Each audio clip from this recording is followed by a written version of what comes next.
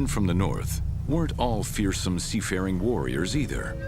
During the Middle Ages, most people were farmers. The Vikings were no different.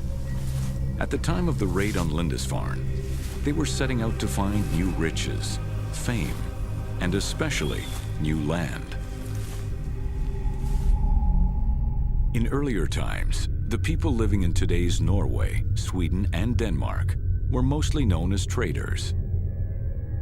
In the 8th century, this changed rapidly, thanks to a great technological advantage: Viking ships. Viking ships made the Viking Age.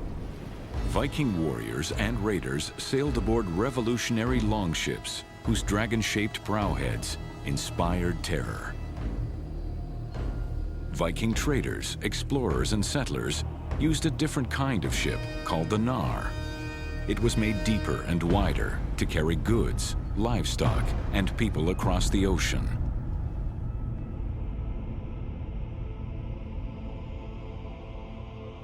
All Viking ships had hulls made of thin, overlapping planks, nailed together and sealed with tar, producing strong yet light and flexible vessels. They were steered by a side rudder hanging on a steerboard, the origin of the nautical term starboard. The ships were fast and symmetrical and could reverse their course readily. The longships had a shallow draft, meaning they could sail far up rivers and could be beached easily.